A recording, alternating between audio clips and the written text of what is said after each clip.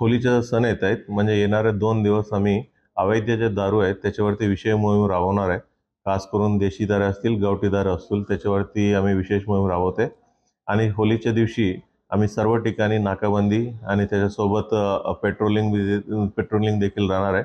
आमचा हीच प्रयत्न राहील की कोणत्याही महिलांना छेडछाड होणार नाही आणि दुसऱ्यांना जे कोणी ते खेळत नाही म्हणजे फुगा फेकून देणं, म्हणजे जे लोकांचं त्यांचं ओळखीचं नाही अशा लोकांवरती फुगा त्याच्यामध्ये पाणी आणि काही रंग असतात ती फेकून देणं आणि छेडछाडचा उद्देशाने काही महिलांना वरती फेकणं अशी जर कोणी करत असेल तर पोलिसांनी स्वतःहून गुन्हा दाखल करून त्याच्यावरती कारवाई करायचा आम्ही आदेश देण्यात आलेला आहे आणि प्रत्येक पोलीस स्टेशनला किमान 2-3 ठिकाणी आपलं नाकाबंदी राहणार आहे आणि त्याच्यासोबत ज्या ठिकाणी याच्यापूर्वी प्रॉब्लेम झाले होते आणि ज्या ठिकाणी जास्त गर्दी होईल त्या ठिकाणी पोलीस बंदोबस्त तर राहणार, त्याच्यासोबत काही ठिकाणी मी ड्रोन देखील आम्ही वापरणार आहे.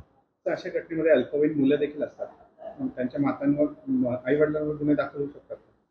अल्पवयीन मुलांनी म्हणजे असं गुन्हेगारीचं काही जरी झालं असतील त्याच्या संबंधित आई-वडिलांचं देखील म्हणजे कायदेशीर कारवाई करणार आहे.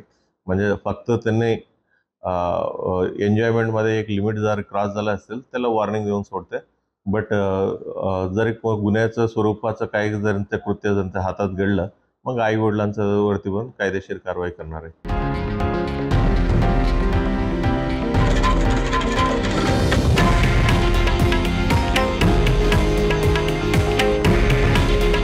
हे आहे देशातील नंबर 1 न्यूज नेटवर्क आणि आपण पाहत आहात TV9 मराठी. काळजी तुमची, हित महाराष्ट्राचं.